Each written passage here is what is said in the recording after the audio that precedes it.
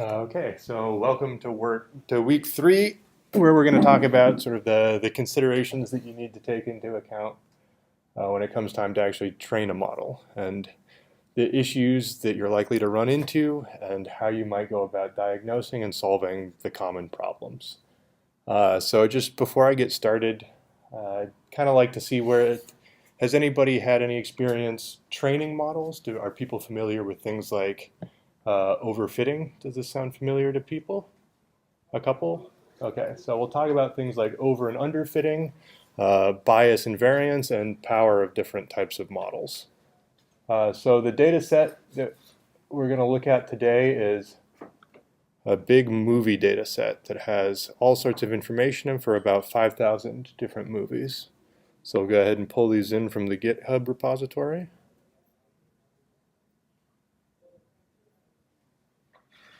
And then I'm kind of going to go through most of the pre-processing steps pretty quickly because we've seen this all a couple times now. So I'll just sort of describe what's going on as we go through it and make sure everybody has some idea of what the data looks like. So as always, we have our constant companions in machine learning here. We've got pandas, sklearn, and matplotlib. And so we're going to start by reading in our CSVs. And then I happen to know the way these CSVs are formatted. There's information about the same movies just split across 2 different files. And so in the first file, there's a column called movie ID, and in the second file, there's a column called ID. And if we just merge on those 2 indices, then we're going to get exactly what we want. So let's go ahead and read in our CSVs, merge them together. And as always, before we get started doing any sort of decision making or before we really start investigating our data, we're going to split off a train and a test set to leave the test set completely untouched until we're done with all of our modeling considerations, all of our tuning, any sort of decision making we'd like to make in the absence of the test set. So just taking a quick look at what our data frame looks like. There's a bunch of different columns. So we've got things like the movie ID, which is a unique identifier that we don't really need because we have an index. Things like the title.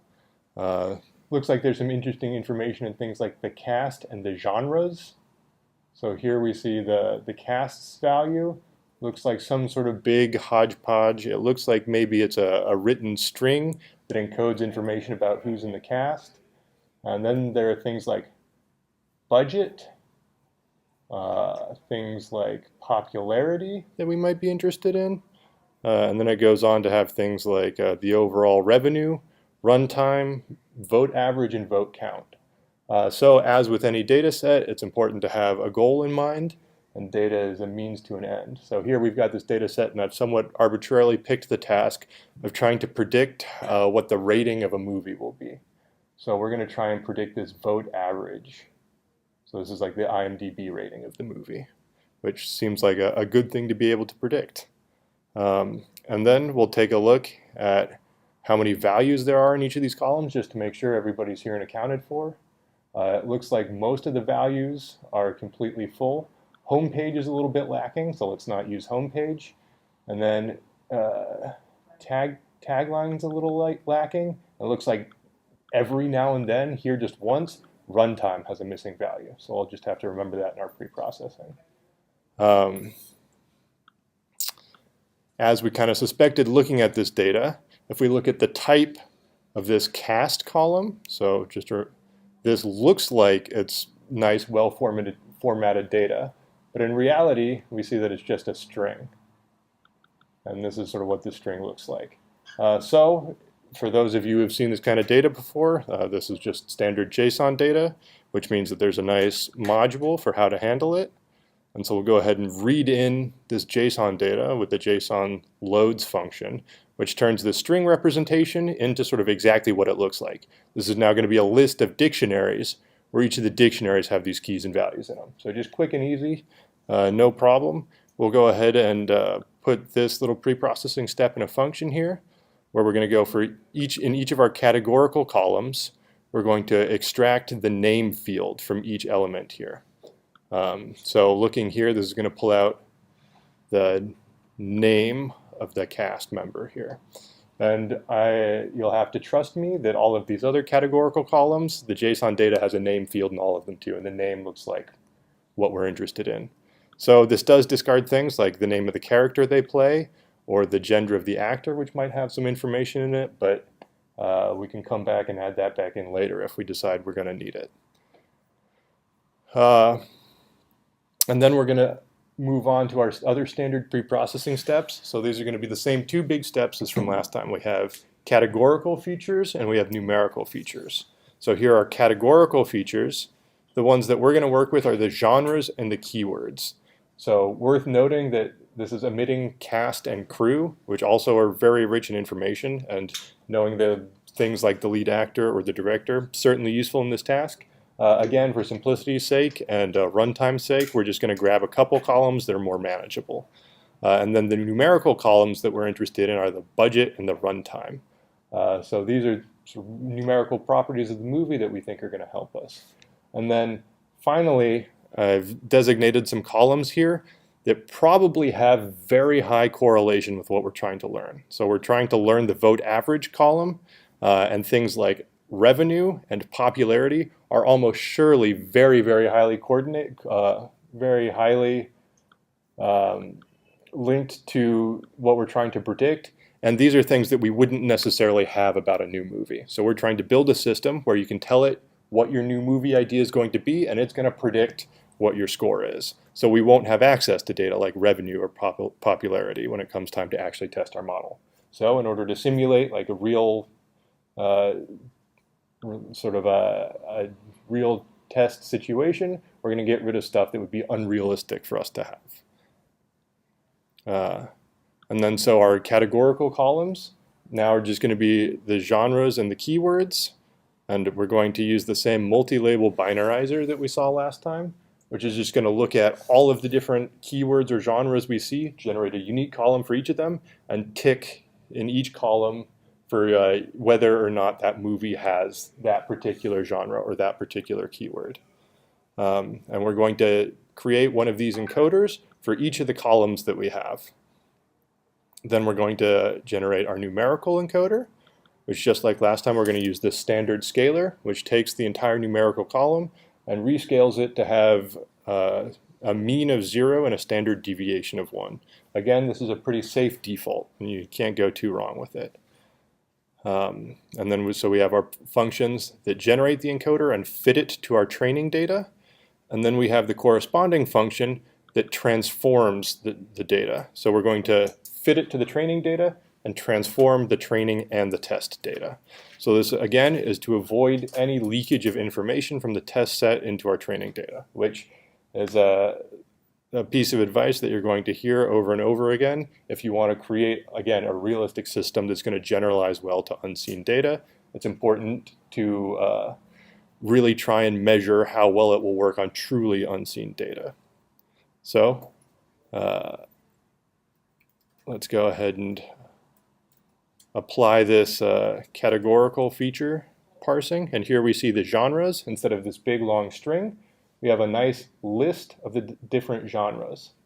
And likewise with the keywords, instead of a JSON string, it's actually just the Python list of the different things. And then we'll go ahead and test these little preprocessors that we wrote. So the first preprocessor that we're going to look at here is this numerical encoder, which is going to normalize the budget and the runtime columns. So here we see that the budget, these things are all sort of around 0. So here's one that's significantly above 0. And just as a sanity check, let's take a look at the budget column. The budget here, this is what, 80 million? Which is indeed significantly higher than everything else we're looking at. So it looks like we got the numbers lined up just right. And then let's take a look to see if our multi-label binarizer worked. And so here we're going to just try and generate new columns for all the genres and make sure that they get populated correctly. So here we see a new column for each of our genres. And we see that this top movie here has a flag for comedy and a flag for drama and maybe some others. We'll just double check really quick. Where are the keywords? Keywords. Oh, there's a lot more. You'll maybe check a couple on your own, or take my word for it that we actually got the right columns filled in here. So this is a standard pre-processing stuff. So this is really all we need to do. We've extracted our categorical features, we've extracted our numerical features, and we're going to write a nice little function that strings these all together in the pipeline that we care about. So here's going to be our overall pre-processing pipeline that we're going to apply to everything that we want to then run through a model. So we're going to fill in any missing values that happen to be present in this runtime column. We saw that that might happen. Then we're going to convert our JSON strings to actual Python lists. We're going to apply all of our multi-label binarizers. And then we're going to apply our numerical encoder. And this will take our original data frame all the way through our pre-processing steps into something that we actually want to work with. And then finally, a function that'll just split out the columns that we care about. So we're going to look to get everything that is an output from one of our encoders. So here we've planned ahead a little bit, and in our encoder function, we've named every column from the multi-label binarizer. We've prefixed it with this MLB just so it's easy to find later. And likewise, we've prefixed everything from the numerical encoder with this num underscore.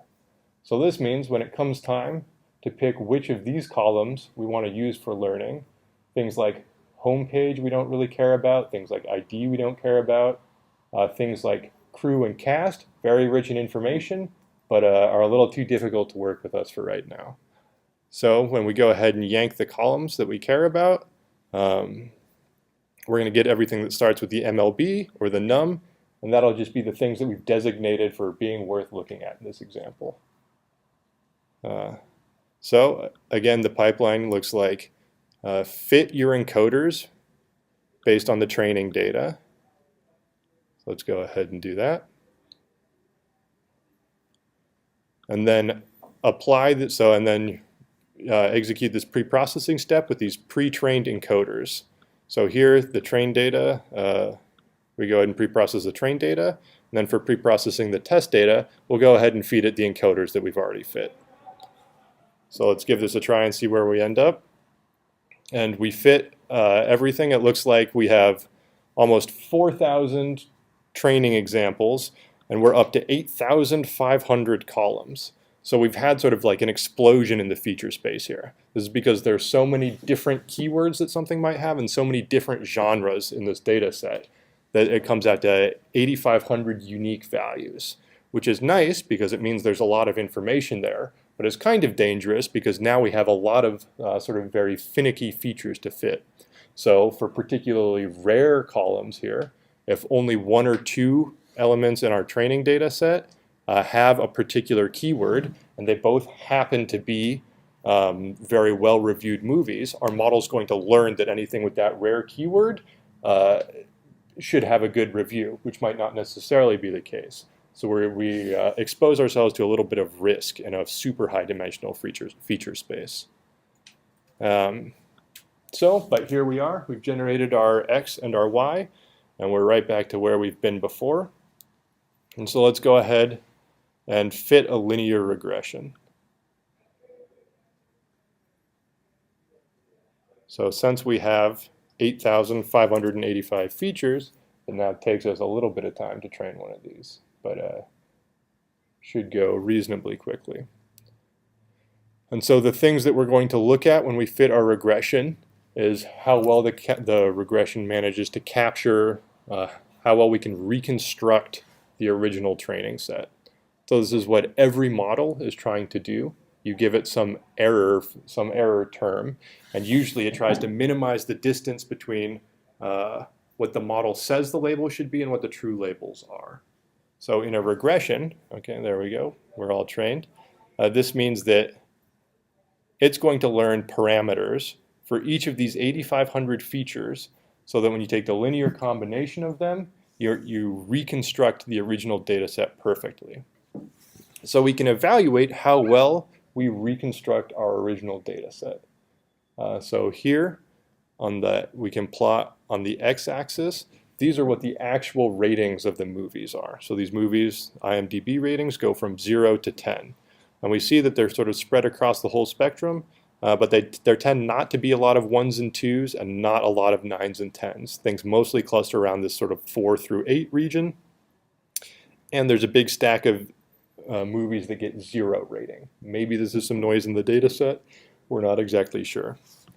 And then if we take a look at what our predicted value here is, here on the y-axis, if things match perfectly, that means everything's going to fall along this y equals x line here. So if we get it exactly right, the x and the y are exactly the same. And it looks like we actually do a really good job putting a lot of these points right on this line. So there's some noise around the middle here where things are a little bit off, but it looks like there is this really dense band of points that we do get exactly. So this looks like really good news. Our models, we've learned parameters for the model that are able to reconstruct the data with very high reliability. Here our average error is just 0.15. So this means on average we're only off by like a 16th, or sorry, a 1/6 of a point, which looks really good. So let's check to see how we do on the test set, which is the other metric we might be interested in, which is how well do we do on data that we've never seen before. And so here again, our x-axis is values from 0 through 10, and our y-axis, you'll see it has a little annotation here. This is values from negative 300 million through 150 million. And our average error is on the order of, well, I don't know, billions. So we're in a situation here where our model, we've fit the parameters of our model, and we've done an excellent job reconstructing the original data set. Our error on the in-sample data, this is our training data, is very, very low, which means that this model has been very expressive, and we have so many features that we can learn to recognize any unique set of features and do a very good job predicting the value for it. But we don't generalize to new data at all. And this is the very common issue of overfitting. So the more parameters you have in your model, the more likely you are to be able to learn some particular combination of those many, many parameters that memorize your input data set. And the more parameters you have and the more time you spend trying to fit those parameters, you'll almost always be able to recreate the data at the cost of generalizability. So what we really care about is this performance here, which is how well do we do on completely unseen data. And so just looking at this, we've decided that maybe a standard linear regression isn't a particularly good way to take 8,500 features and learn to generalize from those, especially when they're all categorical features. Does anybody have any questions about the issues we've got here? Yeah. What would be a better model then? Okay, yeah, so we'll talk about this. So how do we fix this problem, right? There are two knobs we have to turn here, basically. One is pick a different model. So different models have different abilities to learn complex functions. So a linear regression is one of the simplest models you can imagine, right? There's just one coefficient for every feature that says, if this feature is present, how much should I move the score up or down? But it doesn't do anything like allow interactions between different things. So maybe a comedy drama is more popular than a comedy horror movie. Or there's all sorts of like complex interactions that we might be interested in learning that a linear regression doesn't capture. So maybe a more complex model has a higher ability to generalize to new data. Whereas something that's very simple, the best it can do is like memorize what it's seen. The other knob we have to turn is that, well, surely there's some way of controlling the feature weights. So here we see that our error is billions, right? Which means that the coefficients on this regression have gotten very, very high, right? So like this regression says, when you see comedy, give it plus 10 million. When you see suspense, give it minus 18 billion, right? These numbers don't make any sense. And it just so happens that with a linear combination of so many of these different enormous coefficients, you manage to get it just right. So we can, instead of just trying to minimize the difference between the reconstruction and the original data, maybe we can add in some sort of like penalty term that says, okay, try and reconstruct the original data, but do it in a sane way. Maybe if there's features that don't show up very much, don't put as much weight on them. Maybe if there's features that are very common, it's fine if they contribute positively, but maybe don't let them contribute 18 million if our target is between 0 and 10. So these are two directions that we're going to explore. And you see already here, we've made this decision that just a vanilla linear regression isn't the tool for the job. But we made this decision by looking at the prediction error on the test set. And this is what we've been trying to avoid doing, which is make modeling decisions based on our test set. Because if we make all of our decisions based on that, we'll manage to pick the model and the settings that happen to do really well on the test set, but that might not be how well they do on completely new data. So as we start developing our model, we're going to split off a new chunk of data. And this is a very common thing. We're going to split off what we call a development set. So this is the standard data partitioning paradigm in machine learning, which is you'll split off your train, your dev, and your test. And so you'll fit all of the model parameters using your training data. And then when you're making decisions, when you're trying to decide how to tune your model, when you're trying to decide how you should process your data, when you're trying to decide what different hyperparameters you have, what kind of additional resources you might need, you can evaluate how it does on a dev set to get some idea of how it generalizes. But then what we'd really like to report at the end of the day is once we've finalized all of our decisions and we're ready to publish our model and let it loose in the real world, how well can we expect it to do on stuff that hasn't been part of this decision-making process, which is going to be our completely held out test set. So we'll go ahead and split it again. And now we're down to fewer examples for the training set, but we have a chunk that we're going to use for development as well. And that's the trade-off in all of these steps.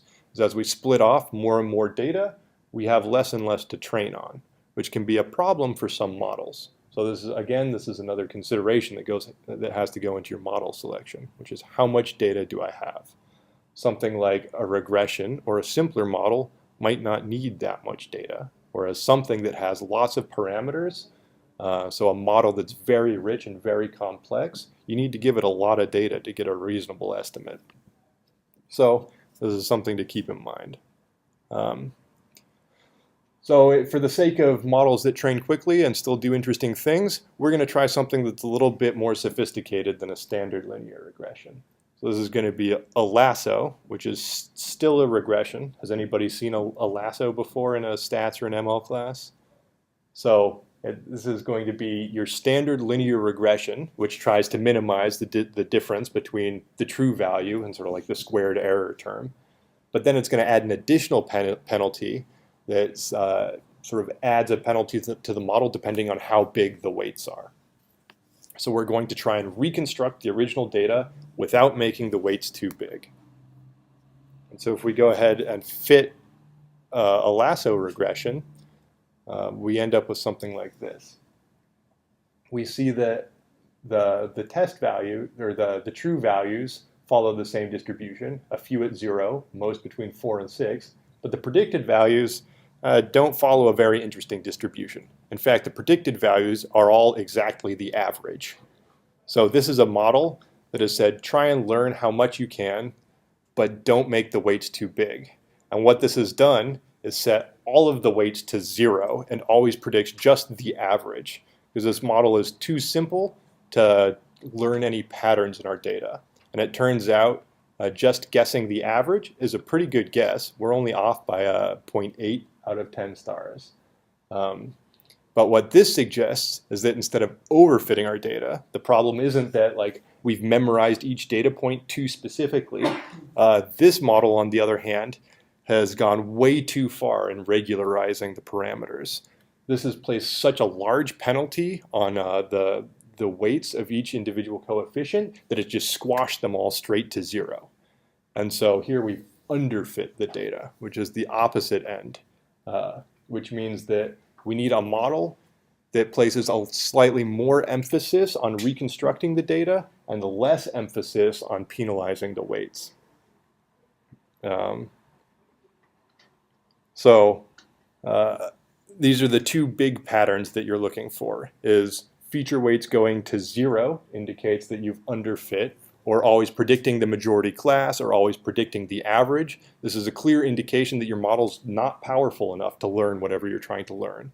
Either the input representation isn't rich enough, it doesn't represent as much meaning, or the model itself, maybe there's no way to like add up columns in a way that tells you whether or not a movie is going to be successful or not. Maybe a fancier model would have more success at this task. So one way to check if there's a happy middle ground is to try out different regularization strengths. So in this previous model, we saw that it placed way too much of a penalty on the weights. But the penalty on the weight is a parameter you can set. So here, alpha is the name of the regularization parameter. And so here this is a ridge regression instead of a lasso regression. They're very closely related. Here, instead of penalizing the magnitude of the weight, we're penalizing the square of the magnitude of the weight, which for all intents and purposes is almost the same thing, but it says like a little bit is okay, but make sure, like really make sure things don't get big, because the error is going to be the square of however big it is. So we can step through a bunch of different regularization strengths and take a look at how they affect the in-sample and out-of-sample error. So we're just going to loop through our different alphas and accumulate a list of the out-of-sample and a list of the in-sample errors. Then we can go ahead and see, and we can plot them. So let's take a look first at this blue line. And this blue line, which is the in-sample error, the error just goes up and up and up the more we regularize the model. This is exactly what we should expect, right?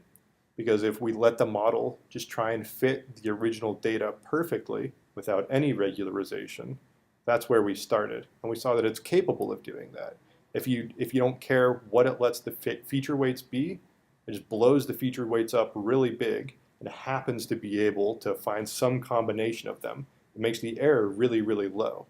And so as we crank up the penalty on how big the weights can be, the in-sample error goes up and up and up, because now we don't let it do what it wants to do, which is minimize this reconstruction loss. And so the hope is that as we regularize more and more, somewhere in the middle, there will be the perfect trade-off between bias and variance, where the variance of a model, when we talk about variance, it's how sensitive it is to the changes in the inputs. So our original model without any regularization is super high variance, right? Just adding an extra 1 to one of the columns has a huge effect on the output, which we don't necessarily want, because the more the particular small perturbations in the input have largest effect on the output, the more likely we are to overfit, because the harder it is to like take some completely new unseen thing and generalize based on these like super high changes. And then as we regularize more and more and more, we see that at the end of the road here is this eventuality where all of a sudden none of the features are allowed to have anything to do with it, and this is purely the bias term. So this is bias as you've seen it in statistics class. This is like mx plus b, this intercept. That's exactly what we're seeing here, right? Here there's a constant value, which is the average, and then the actual coefficients don't contribute anything because we've required that the weights be so small. So we hope that somewhere in the middle there's an optimal value, right? If our features are any good, then there's absolutely going to be somewhere where we can extract meaning from our features. So so if our feature space is representative and our model is remotely capable of learning what we want it to learn, then it should necessarily be the case that there's some way of like setting coefficients or setting parameters in our model so that we derive some signal from our features. So here in this yellow curve, we're plotting the out of sample error. This is how well do we do on the test set. So again, this is learn parameters from the training set and then try and generalize to new unseen things. And we see as we regularize, the error on the unseen things goes down and down and down, which is really nice. This is what we're trying to do. We're trying to prevent it from learning like very specific configurations. But at some point, if you regularize too much, then you start to underfit the model. And as you underfit the model, eventually you converge to something that has absolutely no variance. It always predicts just the constant bias. So this is a very useful way to figure out how to set your hyperparameters. Question? Sorry, what is the x-axis? Like, how come it's negative if all the values are positive? Yeah, so this is the log of these numbers. So you'll notice that each of these numbers moves by a factor of 100, which means that if we plotted them on just a linear axis here, everything between 0.0001 and 1 would just be like crammed right down along here, and then a million would be all the way out here. So just to make things visible, we've gone ahead and plotted the x-axis on a log scale. So this is 10 to the negative 4, 10 to the negative 2, 10 to the 10 to the 0, and so on and so forth. Just so we can actually see how this pattern looks. So this is kind of a universal principle, which is the more you regularize your model, the more the in-sample and the more the out-of-sample errors are going to converge, right? Because in the limit, there's no input from the features, and you're just predicting a constant value. So when you're trying to figure out how much regularization is necessary, plotting this out-of-sample error against how strong your regularization is, you can find a little dip at the bottom here where the error on new unseen stuff is minimized, and this is exactly the point we're looking for. So without this development set, we'd have no way of finding where this optima is. So this is one parameter we might be interested in setting for a model. And just to introduce the vocab term that I've probably used a couple times already, all the models we're talking about here have hyperparameters, where the hyperparameter is some sort of global setting for the model. So here hyperparameters for a regression are like, how strongly should you regularize the model, or sort of the general properties that affect the way the model is constructed or the way the model learns. And then the parameters of the model are like those individual regression coefficients. So the parameters are what we learn from the data. The parameters are what we use to reconstruct our training data. And then the hyperparameters are the decisions that we have to make in order to train our model.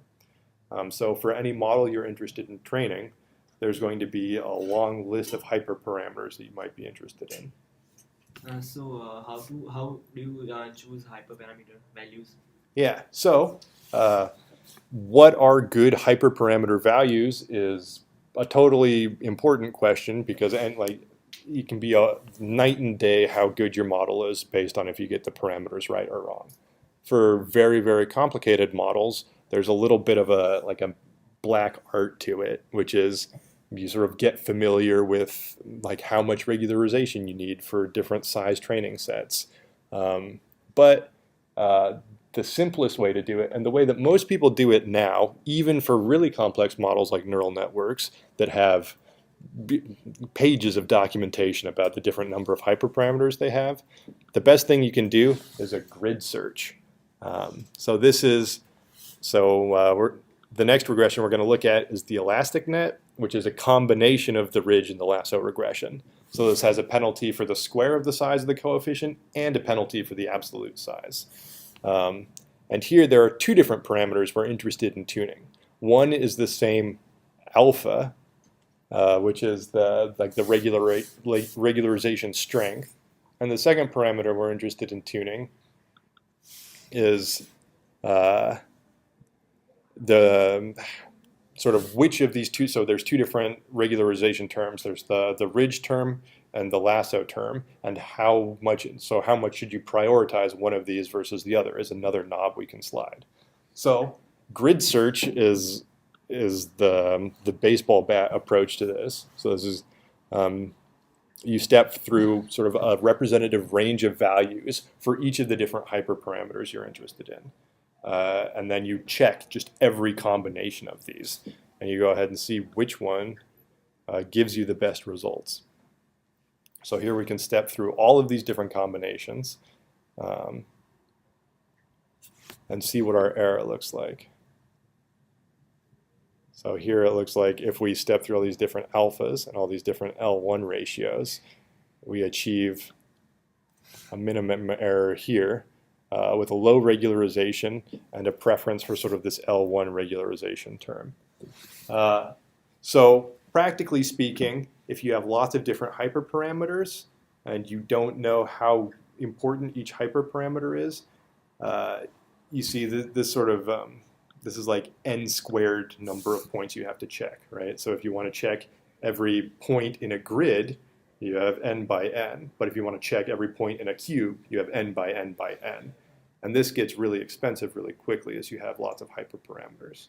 So other important searching strategies are random search, where you just pick random value, like you specify what a reasonable range for each of your hyperparameters are. You just randomly grab one out of the bag for each of the hyperparameters.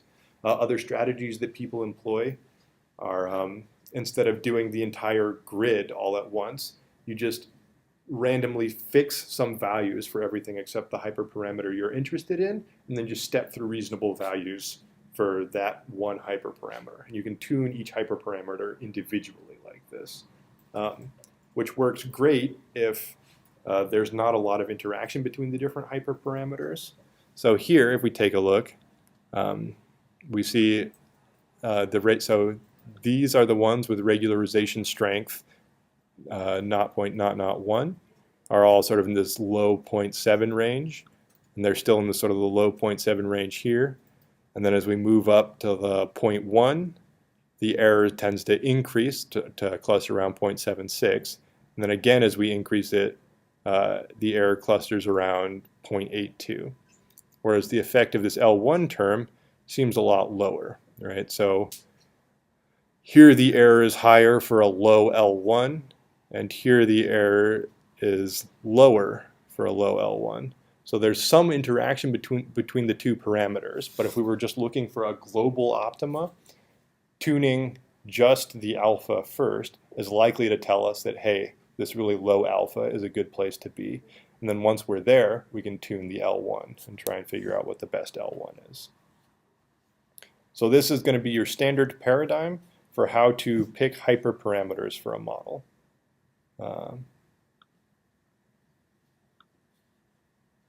And we can go ahead and save all of our results into a dictionary, and then find the one that has the lowest error. And we can go ahead and fit this and see how our results look. And here we see our mean absolute error. We've done better than the baseline case of just pick the average value, pick that 0.6 or whatever the average score is. And we've managed to get a little bit of correlation along this axis. So here our grid search has produced a set of hyperparameters that allow us to regularize our model enough that we don't overfit and not penalize our coefficients so much that we don't extract any signal from our features whatsoever. And this is sort of your basic loop for how to train a model, which is pre-process your data, try different models, and then try and tune hyperparameters for that you hope will give you a minimum somewhere. So from here, it's kind of an open discussion of what are the different types of models that we're interested in and what are the trade-offs. I didn't write all of these out here. If you go to the sklearn documentation page,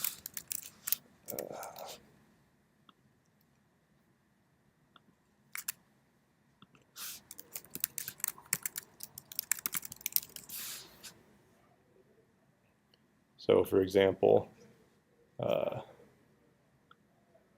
sklearn has big, long lists of all the different classifiers you might be interested in here. And so depending on what your task is, any one of these might be better than the others. So I'm going to talk very briefly about what some of the general classes of models are. So far what we've used for this task has been exclusively these linear models. The next step up in power of model is something that does a non-linearity. So things like support vector machines are a very common sort of next caliber of model, whereas support vector machine takes the same sort of input and instead of just learning coefficients, applies some sort of nonlinear transformation that transforms the feature space. So in order to classify things or to predict things in the linear world, you're only allowed to draw straight lines. Whereas if you're allowed to contort the feature space using the sort of transformation that a support vector machine gives you, then all of a sudden you can draw sort of decision boundaries that are curved. And if you can draw curves, you have a lot more power to actually separate two different classes of things. And then beyond things like support vector machines, the popular model type is a neural network. So sklearn supports this as the multi-layer perceptron, the MLP, which is going to be sort of your very basic feed-forward network, which again has these nonlinearities that allow it to learn very, very complex functions at the cost of being difficult to train, requiring lots of data.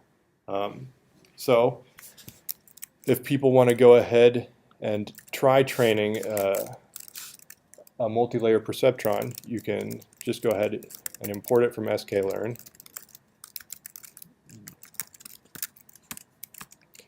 And then the model is